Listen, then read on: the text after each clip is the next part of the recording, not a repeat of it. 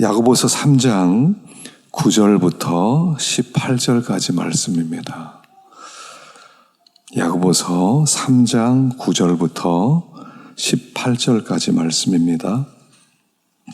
함께 봉독하겠습니다.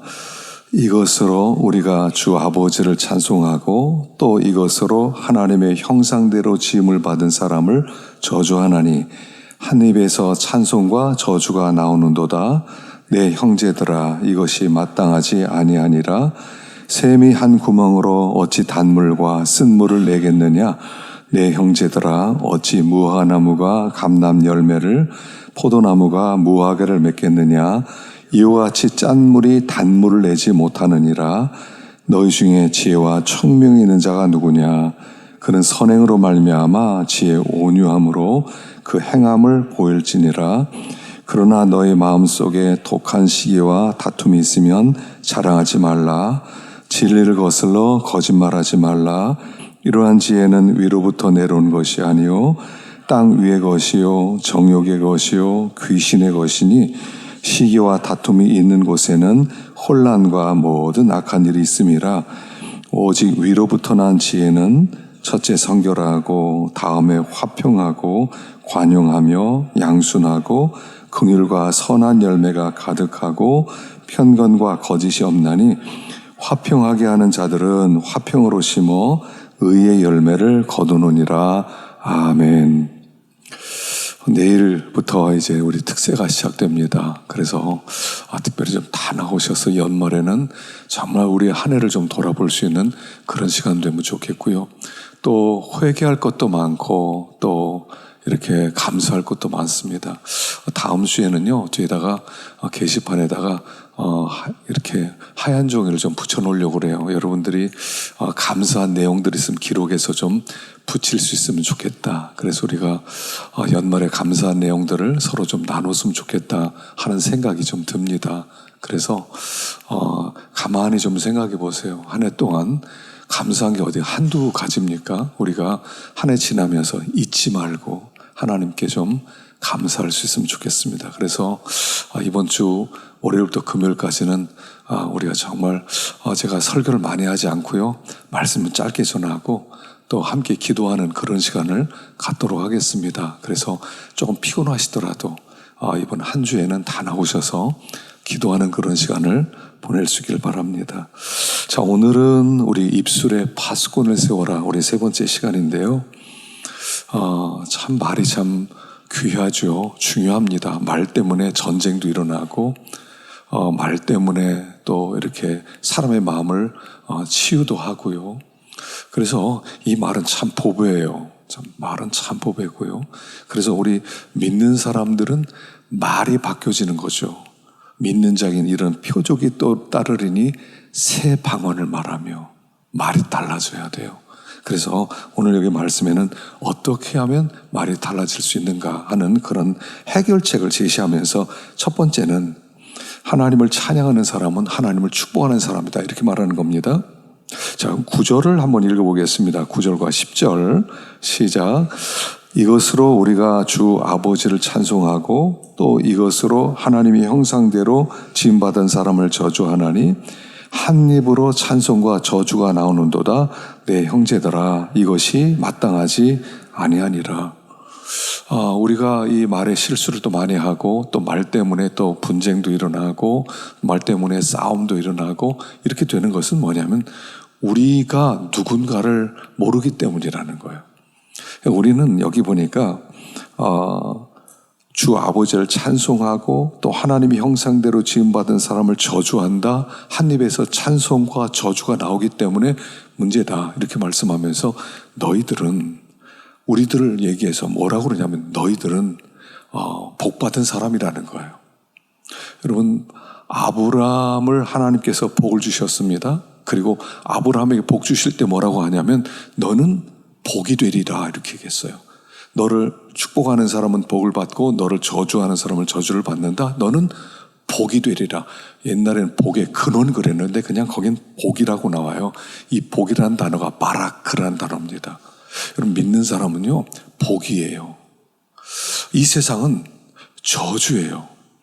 이 세상은 하나님과 관계가 끊어진 세상이기 때문에 이 세상 존재 자체가 저주예요. 근데 하나님의 부름을 받은 우리를 너희는 복의 근원이야. 너희는 복이야. 이렇게 말씀하세요. 여러분, 우리가 이걸 알아야 된다는 겁니다. 우리는 복이에요. 복이기 때문에 이 바라크, 그래 우리는 바라크가 되었어요. 바라크를 가진 사람은 하나님을 향해 바라크 하는 겁니다. 이 바라크 한다는 건 뭐냐면 하나님을 향하여 바라크 한다 할 때는 하나님을 축복한다는 게 아니라 하나님을 찬송한다 이렇게 나오는 거예요. 그래서 우리는 바라크 존재 자체가 바라크예요. 그래서 하나님을 바라크하는 거예요. 축복한다는 뜻이에요. 그럼 사람을 향해서 바라크하는 거예요. 사람에게 바라크한다는 것은 축복한다는 것이에요. 우리는 그런 존재가 되었다는 거예요. 우리는 축복이에요. 이 세상 그 누구도 우리를 저주할 수 없어요. 또 그 저주가 우리에게 통하지도 않아요. 내가 너를 저주하겠어. 넌 망해. 너는 세상에서 제명해 죽지 마. 이렇게 할 수가 없어요. 믿는 사람은 바라크가 되었어요. 우리가 복이에요. 그리고 우리는 가는 곳곳마다 축복하는 사람이에요. 자, 근데 때때로 우리가 시험 들어서 어떤 사람을 막 저주하고 싶지 않아요. 저 사람은 안 됐으면 좋겠어. 가다가 넘어져서 그냥 코라도 깨지면 좋겠어. 이런 생각을 들 때가 있거든요. 근데 우리는 축복이에요. 이 세상은요, 저주받아 할 것도 없어요. 그냥 저주예요, 세상은.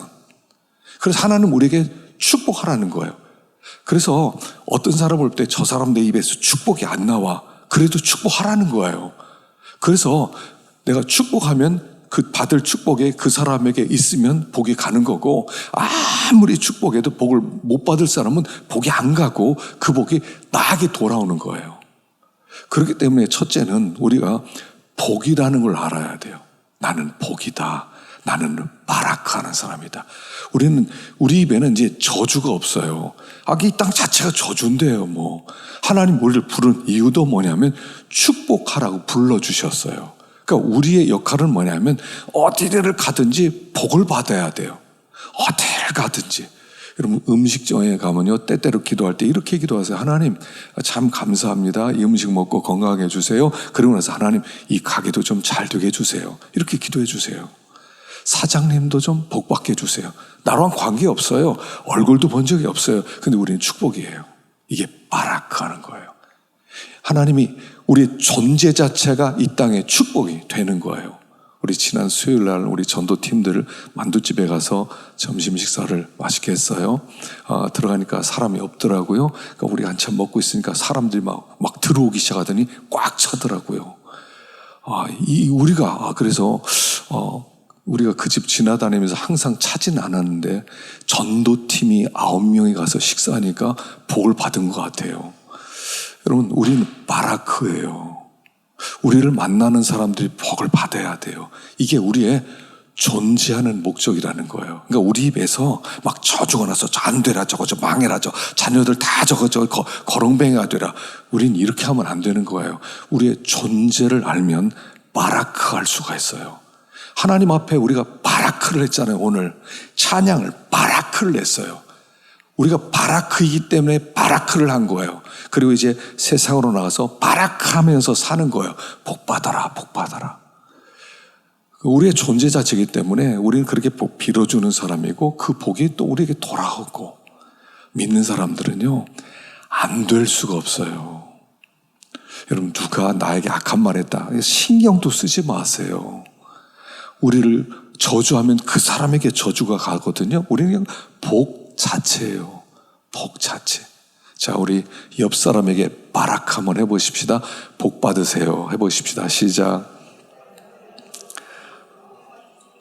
벌써 새해 인사를 했습니다. 여러분, 바라크 하세요. 우리 입에서는 바라크만 나와야 돼요. 아무도 우리를 저주할 수 없어요. 바라크하는 사람. 그러니까 존재를 알면 우리 입에서 한 가지 말만 나오게 하면 된다 하는 것입니다. 자, 두 번째는요, 지혜가 있어야 돼요. 지혜가 있으면 그 지혜로 우리는 선한 말을 할 수가 있어요. 입술에 파수꾼을 세우는 것은 지혜가 들어와야 돼요. 근데 문제는 두 종류의 지혜가 있다고 오늘 성경이 얘기해요. 하나는 사람의 지혜, 하나는 하나님의 지혜. 하나는 마귀적 지혜, 하나님은 성령이 주시는 거룩한 지혜가 있다는 거예요. 사람들이 이 땅의 지혜를 가지고는 말이 절제가 안 되게 돼 있어요. 이 땅의 지혜는 특징이 뭐냐면요, 이 땅의 지혜는 내가 손에 안 보게 하는 지혜예요. 난 손에 안 봐. 그래서 이 땅에 손에 안 보는 사람은 세상 사람들이 지혜롭다고 그래요. 아, 저 사람 손에 하나도 안 본다고, 하는 일마다 저렇게 이익을 본다고. 그러면은 사람들이 볼 때는 그 지혜 있는 것 같지만 그거는 세상적이라는 거예요. 그건 마귀적이라는 거예요. 나 손에 안 봐. 내가 눈 똑바로 차려서 나는 절대로 난 다른 사람 나를 속이지 못하게 만들 거야.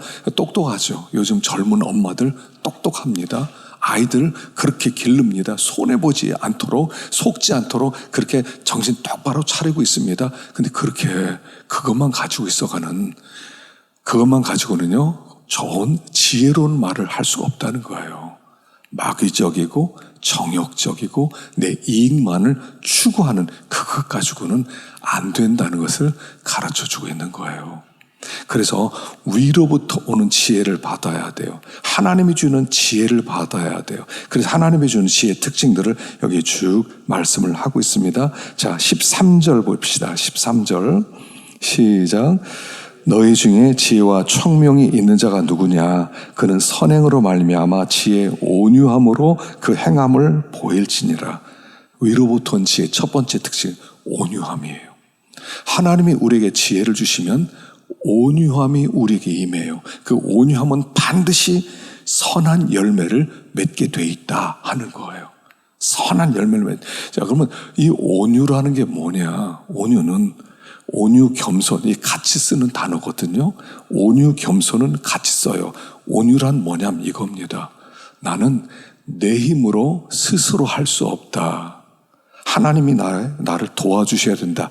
이걸 아는 것이 온유함이에요. 나는 뭐든지 할 수 있어. 나는 내 힘으로 할 수 있어. 난 누구의 도움도 필요 없어. 이건 온유가 아니고, 온유라는 것은 나는 하나님이 도와주지 않으면 난 살 수 없다. 이걸 아는 거예요.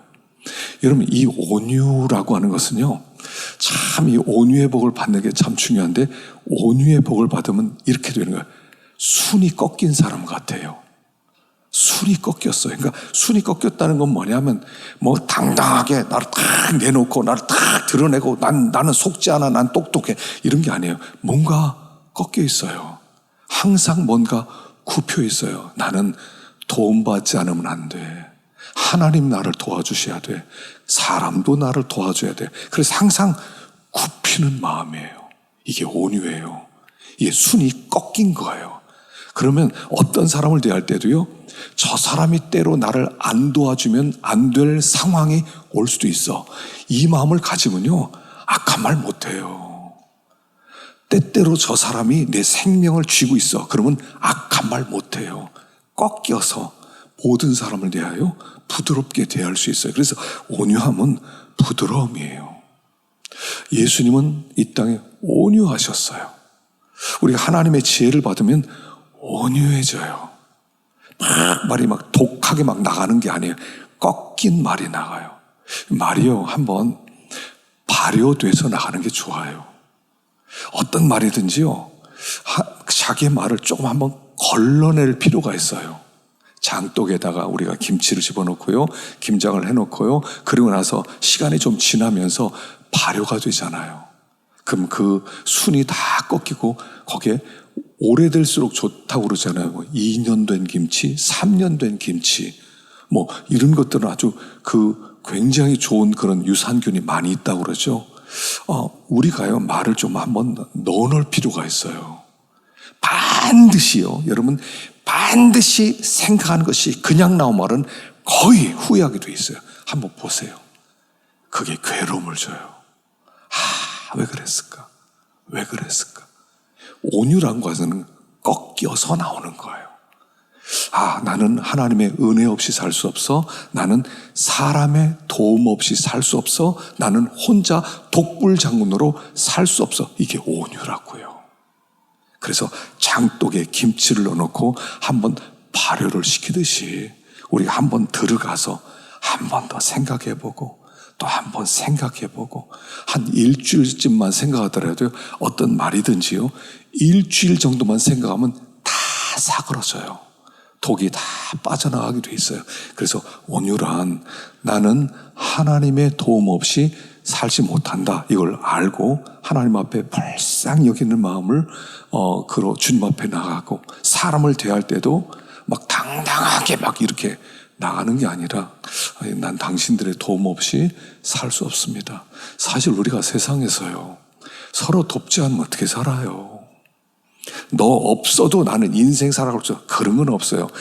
이 세상은요, 거미줄처럼 연결되어 있어요. 다 원수는 외나무 다리에서 만나는데, 이 말이 그냥 나온 게 아니에요.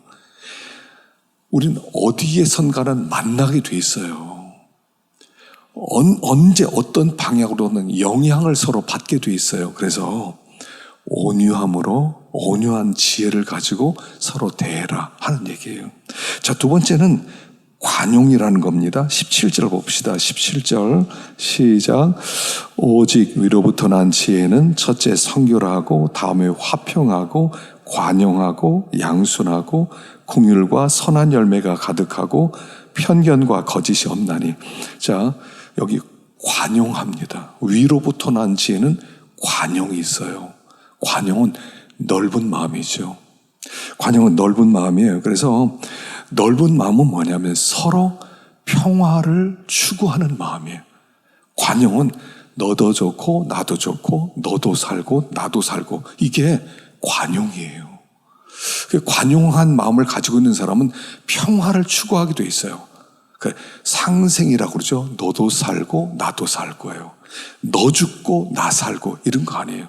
이 세상 지혜는 뭐냐면 너 죽고 나 살고예요. 마르크스가 주장한 공산주의 뭡니까? 노동자가 살면 부자 죽여야 된다, 이거거든요. 이건 지혜 아니에요. 세상에서는 부자 죽이고 그래 가난한 사람을 산다, 이건 관용이 아니에요. 그건 지혜가 아니에요. 같이 살아야 돼요. 생각해 보세요. 고용주가 있어야 고용인이 있죠. 고용인이 있어야 고용주가 있죠. 서로가 같이 살아가야 돼요. 세상에서는 그냥 독하게 너 죽어, 너 죽여야 내가 살아, 이런 거거든요. 이건 세상 지혜예요. 그래서 이런 지혜를 가지고 있는 사람은요, 모든 게 혼란, 모든 게 편견, 그래서 거기에는 싸움이 일어나는 거예요. 이 관용이라는 것은 우리가 그렇게 만들어 가야 돼요. 여러분, 같이 사셔야 됩니다. 너 죽고 나 사는 거 없어요. 너 살아야 나도 사는 거예요. 이게 위로부터 난 지혜거든요. 그러니까 누구를 대하든지 이렇게 넓은 마음으로, 너도 평화롭고 나도 평화롭고, 너 똑바로 자는 거 못 본다? 난 잘 거야. 어떻게 그럴 수가 있어요? 같이 살도록 관용하셔야 돼요. 넓은 마음으로 함께 사는 길을 택해야 되는 거예요. 그래서 이거는 하나님이 주시는 지혜라는 거예요. 관용이라는 것은 하나님이 주시는 지혜, 같이 사는 길로 가셔야 돼요. 같이 사는 길. 그래서 두 번째는 관용해야 된다. 세 번째는 뭐냐면 화평이에요. 화평. 자, 18절 시작. 화평하게 하는 자들은 화평으로 심어 의의 열매를 거두느니라. 자, 우리가요, 좀 이렇게 이제 결국 이제 화평을 만들어 가야 되거든요. 화평을 만들어 가야 되는데, 화평을 만들어 가려면 중요한 게 있어요. 그 화평을 만들어 가려면요, 서로 받아줘야 돼요. 받아줘야 돼요. 그러니까 우리가 함께 살고 또 함께 잘 되는 길을 가는 거, 우리 믿는 사람들이 그런 사람들인데 그 길을 가는 거 가장 중요한 것은요, 때때로 모르는 척 좀 해주는 거예요.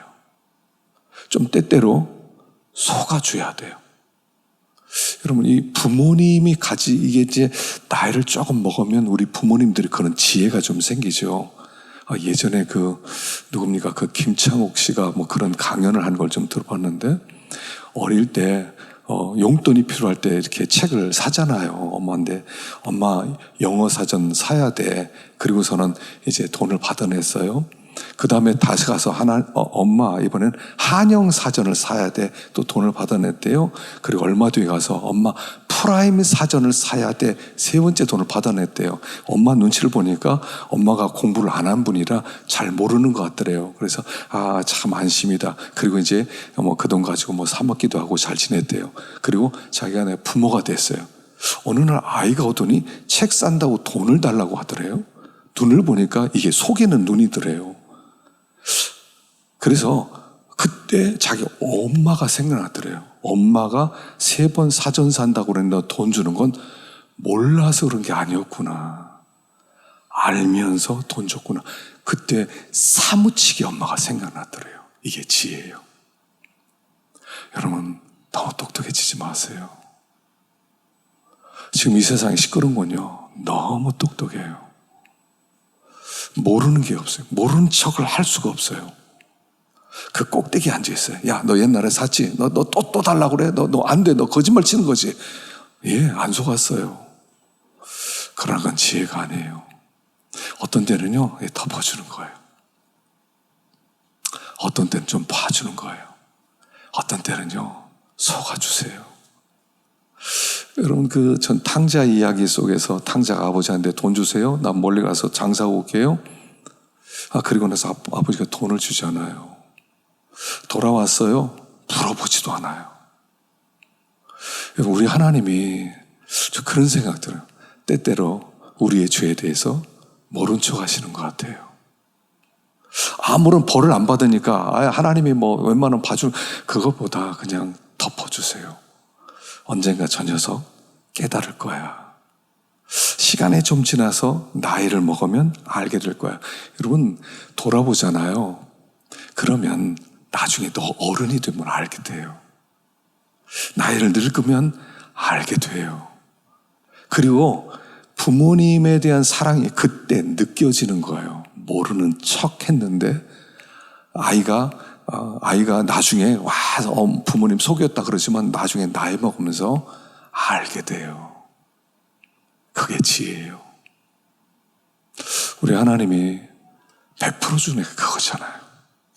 모르는 척 해주고 못된 짓 막 하는데 제가 우리 교인들 때때로 볼 때 하나님 저 가정 하나님 손 보셔야 됩니다. 제가 어떤 때 그렇게 기도하거든요. 그러다가 잘못했습니다 하지만 근데 하나님은 손을 안 봐주셔요. 내가 목회 어떻게 하라고. 손을 봐줘야 다 주님 앞에 나올 텐데 어떤 때는 손을 안 봐주세요. 하나님 어떤 때는 모른 척 하시더라고요. 그가 후에 깨닫게 됐을 때 얼마나 하나님 은혜에 감사하겠어요.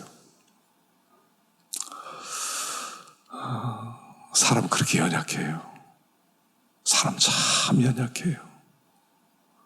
너무 많은 척 하지 말고 하나님이 위에서 주시는 그 지혜 그거 받을 때만 우리가 평화롭고요. 받을 때만 하나 될 수 있고요.